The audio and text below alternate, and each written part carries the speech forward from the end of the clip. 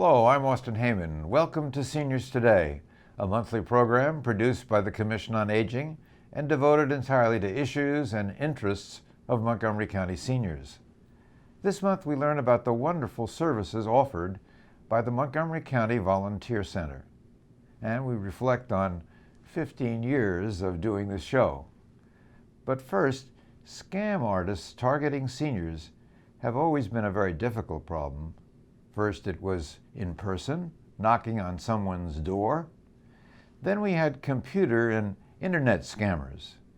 And now we even have to be careful with our cell phones. But there are people trying to look out for these things, and joining me to tell us more is Eric Friedman, the director of the county's Office of Consumer Protection. Well, welcome back to Seniors Today. Thank you, Austin. Appreciate the opportunity to be here. Well, remind us again of what your office is charged to do. Well, we are a local government consumer protection office. We've been around for over 45 years, and basically we are here to protect seniors and all residents in Montgomery County from any kind of consumer fraud, deceptive trade practice, anything that's misleading, and unfortunately we still have lots of scams going around Montgomery County. Well, let's just talk about some of them. I see a phone, it's familiar from my childhood, I think. So phone scams are kind of prevalent. I know about that myself. Yeah, unfortunately it's true. I mean, this device looks a little bit different today for sure, but some things haven't changed in terms of scams. They've just gone high tech. So now, believe it or not, it may be an exaggeration to say we have to fear our phone, but we certainly do have to be very careful, because this phone, this device, which looks different today, is being used by crooks to scam all of us, seniors included, of millions of dollars. One of the most prevalent one going around is what's called an IRS scam, where people are being called by someone who purports to be from the IRS, claiming that the person owes some money and they need to immediately wire money to the IRS, otherwise they're going to be in big trouble. So how do you know it's the IRS or it's not the IRS? Well, the IRS is not going to be making calls like that, but that's the true question that we have to ask as consumers. We really don't know who's on the other end of a telephone. That's right. You know, even caller ID can be fixed and spoofed so How that is it looks like. I mean, I sometimes get it looks like it's out of town or something. Right. Well, they have technology now that you can change. The crooks can change that to make it look like it's a local call, or make it look like it's coming from the District of Columbia when it's not. So even caller ID doesn't really protect you. Correct. It really doesn't. So if you haven't placed the call and know the number you're calling from, you've got to be very careful. Consumers have to realize that it used to be someone had to pick your pocket to get your wallet and get money. Now, if they can trick you by making a phone call and having you think that there's someone that they're not, trick us into giving them personal information, credit card information, the numbers on the bottom of a check, anything like that, they can actually defraud us. And this IRS scam has actually resulted in millions of dollars being lost across the country. Wow. It's not just a few dollars. We're talking about a lot of money. And when you talk to someone who's been victimized, you kind of wonder and say, well, how did that work? How was the person fooled? But when you talk to someone who's been victimized, you can begin to understand that these crooks, number one, are very clever. If they weren't clever and if they weren't convincing, they'd have to get a real job like you and me. And so the people say that it's as if they had mind control. For a moment, they sort of lost their sense. They didn't understand what was happening. And with the IRS scam, it's very tricky. What they tell people to do is to wire money by using a green dot or one of these prepaid credit cards. And they keep the person on the cell phone. So they'll say to the person, okay, tell me, are you en route now to buy the card, the prepaid card to wire money to us? And we had a situation where the cashier at the Safeway store actually saved the day, because they realized the person was on the cell phone and was sweating and looked nervous, and they realized that they were in the middle of a scam, because the person was controlled not by being tied up physically, but by psychologically being tied up by talking to someone, the crook on the other end of the phone, who was that convincing. So the answer to that one is don't deal with the IRS. The IRS doesn't deal on the phone. They Correct. do it in writing. Are there other players in this phone scam business? Unfortunately, it comes in different flavors, yes. So there's a utility scam where someone will call and pretend to be Pepco and saying that you owe money and your service is about to be disconnected if you don't immediately wire money. So that's another version of it. And then, of course, as you know, we have the grandparent scam, where someone calls up and purports to be a grandson or granddaughter. And again, the trick is to have the senior think that there's an emergency, to think that there's something wrong. Typically, they'll say that your grandson or your granddaughter has been arrested or is in jail or is in a car accident, is in the hospital, and there's some emergency for which money has to be wired. Yeah, well, I've gotten them, somebody from Africa one of my relatives is traveling or something. But beyond the phone, I think there are also internet scams, aren't there? Absolutely. It's not just the telephone. We also have to be careful with our computers. Again, we don't know who's on the other end of the computer. With those scams, there's been the internet phishing, where you will get an email message from what looks like your bank or your credit card company asking to verify some information because there's been some alert or something like that. And again, the logo and the website may look legitimate, might look like the real thing, but we don't know for sure who's on the other end of that computer either. So whether it's the telephone or our computer, there are also ones that want to help fix any kind of virus that might be on our computer. It's very important not to open up any attachment unless we really know who sent that attachment to our computer. So if folks want to contact you, you have a phone number? We sure do. Our phone number is 240-777-3636, and we have real live investigators standing by. You're not going to get a machine when you call our number. We have a website that you can go to which has a wealth of information, and it's very simple to remember. You can just Google consumer protection and get our website, or it's www.montgomerycountymd/ and the word consumer. We have a dedicated team of experts on our staff and volunteers that work with us. I was going to ask you, because you have a large group of people, so are you still looking for volunteers to help? We are. We have a dedicated team of volunteers that works hand in hand with our investigators. Many are retired attorneys or judges or school principals with great background and expertise, and so we couldn't do what we do without the dedicated service that we get from volunteers. That's so great. You're so helpful. I think you mentioned before we went on the air that there's a new problem that we should be aware of, something to do with detergents? This is just an alert, absolutely, that came out very, very recently. There are now laundry products that clean clothes or dishwasher come in little packets. And we have one right here.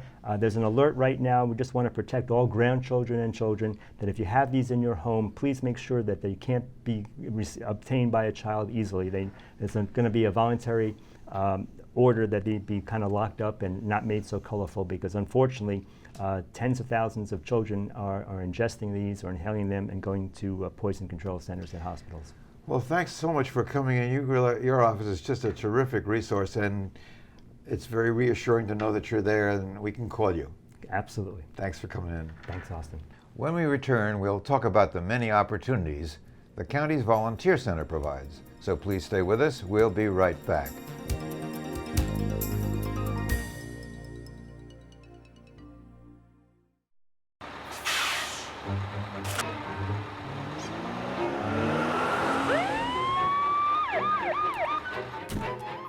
Hey, mister, down here.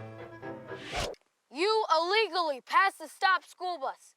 I'm placing you in timeout. And this timeout means big fines, plus you really could have hurt somebody. That's why school buses are being equipped with video cameras to help kids like me stay safe. So respect the bus. Did you know there are more than 10,000 county government phone numbers? But there's only one number you need to remember for non-emergency calls: 311. MC 311 is Montgomery County government's online telephone information system. Need information? Have a problem or complaint? Trying to locate a county government facility? Call 311. The call center is open Monday through Friday, 7 a.m. to 7 p.m. The website is available 24 hours a day, 7 days a week.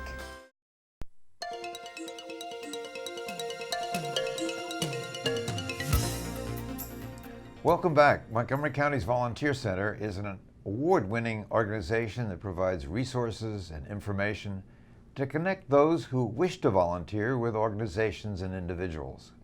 And joining me to tell us more are Kathleen Meany-Stobbe, the director of the RSVP program here in the county, and Beth Eisen, an ambassador and advisor to the Volunteer Center. Well, welcome to Seniors Today. Welcome back, Kathleen. Thank you, Austin. So, for those of us who are not completely familiar with what the Volunteer Center does, give us a snapshot of that. Well, the Volunteer Center is responsible for matching people who are interested in volunteering with opportunities to meet needs in the community with nonprofits and government agencies. So we have a very rich website, a searchable website where people can go and look for volunteer opportunities and express interest and connect with the nonprofits. I've seen it. It's a great website. It is. Yeah. It's a really good website. So we also can talk to people on the phone if they don't like to use the computer, or we can make arrangements for them to come into our office. We are in Germantown. And we also work closely with the nonprofits to provide resources for them, to help them find volunteers and promote them through our newsletter. We also have a pro bono consultant program. We can talk a little bit about that later. And we also have the RSVP program that I run. I work specifically with people 55 and better. So that's the RSVP program. Correct. And folks do all kinds of different things in that program, don't Right, they? right. Like what? Well, we work with about 30 different partners. One of our big programs is the RSVP AARP Tax Aid Program, where we right, serve over 4,400 people each year. That's about 120 volunteers. We have the Bone Builders Program. We work with Interages to work with getting tutors, Brookside Gardens, so people have a variety to choose from. Right. So Beth, Yes. what is your role with regard to the center? Yes, well, I'm an ambassador and I'm an advisor. And those two roles complement each other. I'm an ambassador in the sense of I go out to the community and I talk to groups, and I also represent the Volunteer Center at events, like at the Montgomery College. They just had 3 events in 3 different campuses. So you provide information on what they folks can- Exactly. So folks come up to you. What do they say when they come up to you? What do they say? Right. Well, they say, I want to do something. I want to help people. I want to get out. I've been, working for a long time. Many people are getting ready to retire. And so they want to do something that will be helpful to the community, that will be donating their time to the community. And what I say to them is, what would you like to do? What would be fun for you? What would you enjoy? Because people don't think about volunteering in that sense. Yeah, I mean, the most successful, I guess, are people who follow their passion. Yes. I think I've heard that. Exactly. And so I see people, sometimes people drop into our office, mostly people call up, or they go in through the website and they send us an email. And I can talk to people by phone, or I can send them an email with opportunities. So, I mean, what kind of a question? How do you know what your passion? I mean, how does it go? I mean, Right. I'm at this fair and I want to do something. So what do I do? Yeah. Well, you come up to me or whoever else is helping me at the table, and I say to them, well, what kinds of things have you enjoyed doing in your life? Forget about your work. What do you like to do? And then I say, or would you like to use some skills that you have had when you've been working? And so we narrow it down that way. And then I do show them how to use our website and database. That's very important. We have handouts that we give people as far as suggestions as far as how to navigate our database, because it can be somewhat overwhelming when Right. you look at it. There's a Right. lot going on. Kathleen, you mentioned the pro bono program. Tell us a little bit about that. Well, as Beth said, there are people who want to use their professional skills. So we have so many people in this area who are so accomplished, and they may not want to do something every week. They want to have that flexibility. So the Pro Bono Consultant Program matches people with nonprofits who've submitted a project need. So it might be they need a strategic plan, they need someone to run a retreat for them, they need somebody to redesign their website or do their newsletter, set it up. So it's a variety of things, and we match the individuals with the nonprofits, again, suggesting that they choose something where they have a passion. So if folks want to get in touch with you, you have a phone number and a website? Our website is www.montgomeryserves.org, or you can call the Volunteer Center main number at 240-777-2600. So Beth, how did you come to be an ambassador and to do the kind of things what did you do before? Yes, well, before I did some volunteer work for several years at Walt Whitman High School, where our daughter went to high school. And then prior to that, I actually have been doing social work for years. I'm still a licensed social worker. So I had been working at various agencies, both in Montgomery County and in Baltimore, where my husband and I lived for years. And so I really enjoy helping people find what is going to be something that's interesting for them, something that's rewarding for them. Something that's been rewarding for me is working at the volunteer center, because there is so much interest and passion within the volunteer center. Plus they provided me with training and just wonderful colleagues, both staff as well as volunteers at the volunteer center. So, She's been with us since 2009, Wow. which is incredible. Wow. And she's an integral part of our staff. We don't differentiate between paid and unpaid. We're all Right. staff. so, so why do you think you're doing what you're doing? Well, it's because I feel I'm growing, and I feel that, again, using that phrase, giving back to the community, I learn and meet so many fascinating people from all different countries with their own interests, with family interests in mind, and I get a lot of fulfillment from that. It kind of brings me out of my daily, whatever it is, personal issues and this kind of thing, and I really enjoy talking with people about what they may want to do with their spare time, what they may want to learn, because many people are looking for skills, and you can also gain skills by volunteering. So I like to help people and match them with something that will be useful and enjoyable to them. And it's very rewarding for me. I just love working with people, and I love thinking specifically about what would be interesting for them. Well, that's wonderful. Now, I think we also have some days of service coming up, and isn't that one of the things that the volunteer center Right. is We are committed to days of service. The biggest are what's coming up in October is Community Service Day. We've now expanded it to Community Service Week. Community Service Day started here 29 years ago by Bruce Adams, who's our boss. And basically we encourage service projects throughout the county so people can get involved, and maybe somebody who hasn't volunteered before will get a taste for volunteering. Martin Luther King Day's in January, and that's another large event where we have service projects. So it's an opportunity to, as you say, get a taste of something that they Right. might want to then follow through on. Right, and meet with nonprofits. At Martin Luther King Day, we have a nonprofit volunteer fair, so you can talk with the nonprofits and find out what they're doing and what their needs are. So lots of information on your website about Absolutely. all of these things. Absolutely. Well, thanks so much for coming in, and thank you for what you do, You're Beth. welcome. Thank you. When we come back, we'll close the show with a talk about 15 years of presenting Seniors Today, so please stay with us. We'll be right back.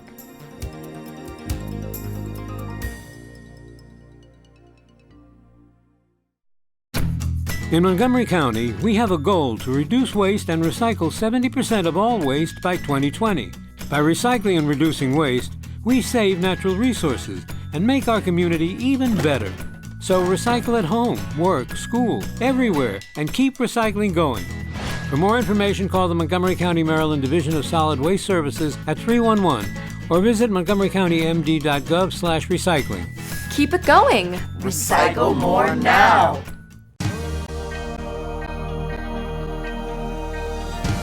Be active, Montgomery. Be active. Be active, Montgomery. Be active, Montgomery.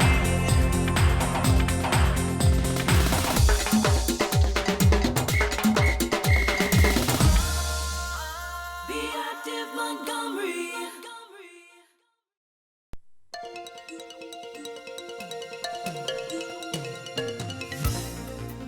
Welcome back to Seniors Today.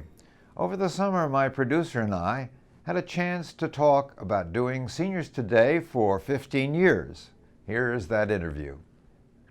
We started this show in 2000. It's been going for almost 15 years now, and we thought we'd actually put Austin in the hot seat and see what he would do when we talked to him. So Austin Heyman, welcome to your own show. Nice to be here, Michael. So I'm the producer and the writer, and you're the host. And 15 years ago, we were looking to come up with, and with Chuck Short, we were looking to come up with a show specifically for seniors. How did that happen? Well, the Commission on Aging was very interested in having their own show, and Chuck said that's a good idea, and he agreed to support it, and here we are ever since. Well, and it's interesting. I'm going to talk about your life a little. You don't like to do this, so you're in the hot seat finally. But I'm going to talk about it. Uh-oh. So, you were a lawyer. You served in the military. You were with the State Department for an entire career, Europe and the East Coast. Raised 2 sons, you and Barbara. You were involved with the PTA, and then you retired from the State Department. And That was a long time ago. You know a lot about me. I started Interages. I was interested from working with kids and the PTA world. I thought there was a reason for connecting the generations. We had a growing senior population. We had a growing ESOL population, and putting them together made sense. And fortunately, the county agreed with me, and the school board and the county government agreed to fund the initial year of Interages, and they have been supporting Interages programs ever since. And it was a very rewarding time. now, tell me what the model is. So specifically, what did Interages do? Well, we created a number of programs. One of them still exists. It's called Bridges. It's a mentoring program where we take seniors in one-on-one relationship with kids in the elementary school, middle school, and I think now the high school. And they spend at least an hour a week together. These are kids who have come recently from another country. They don't know much about America or even the language, and they need help and support, and an adult in their lives who is familiar with the territory. And it's worked very well. In fact, I'm proud to say that the National Organization of Generations United recognized Montgomery County as one of the best intergenerational communities in the United States not too long ago. That's wonderful. And of course, I've observed this. So part of the philosophy was that we will bring, I don't want to say grandparents, but there's Older adults. a misdirection sometimes, a fragmentation in families. And Well, this often- was an answer to that. Yeah, and often, actually, I went to a 7th grade class. There were 125 7th graders in one school one time I went, and I said, how many of you have grandparents in this area? About 25%. So there wasn't that generation in their lives, Correct. and they missed something.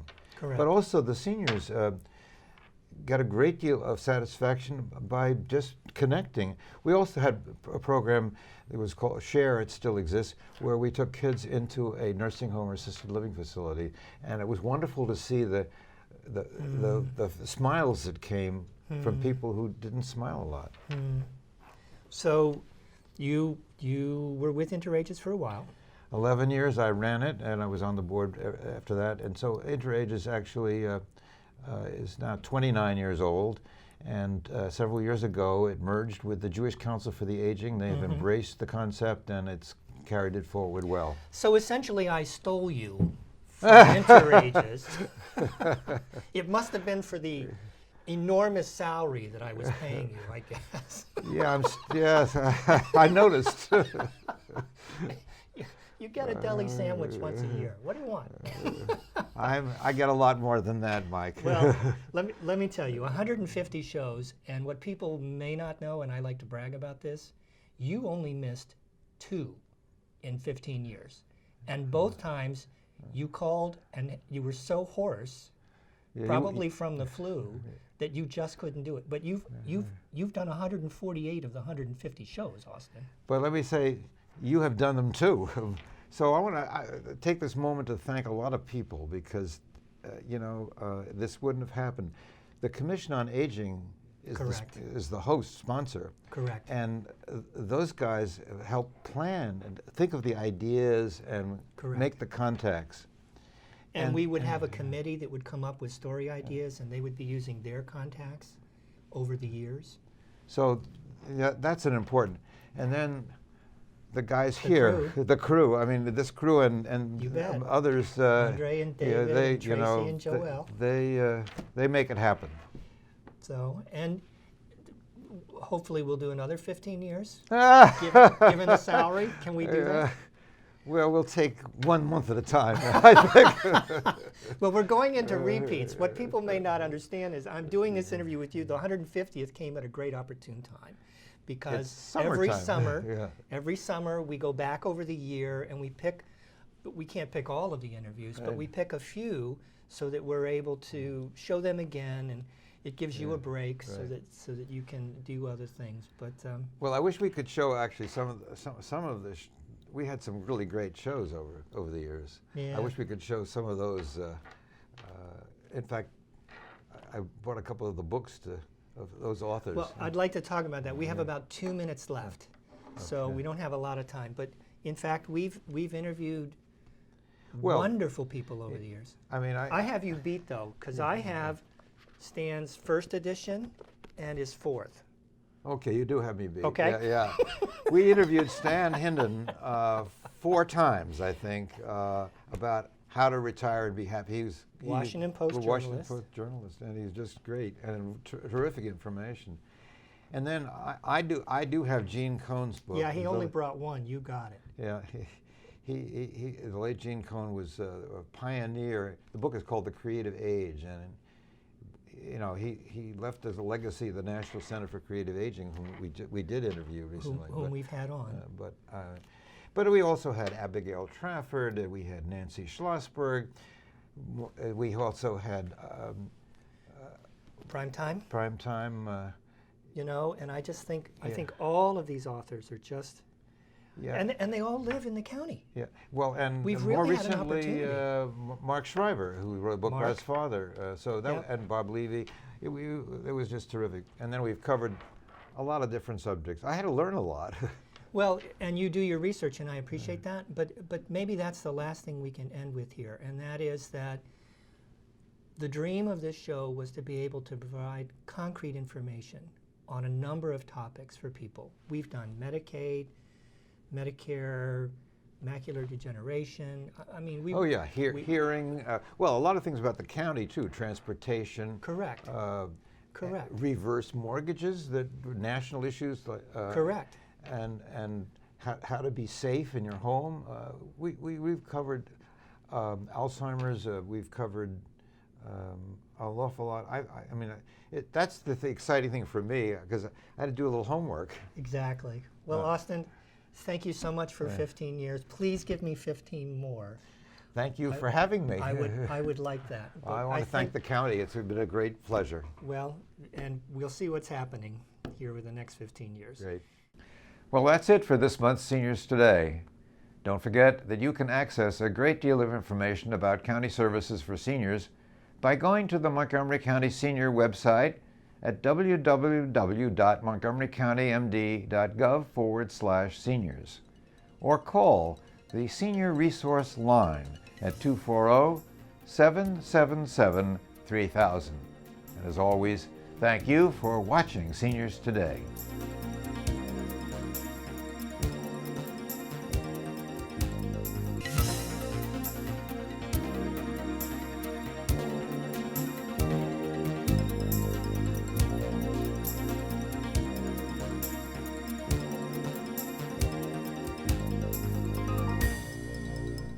Okay, stand by.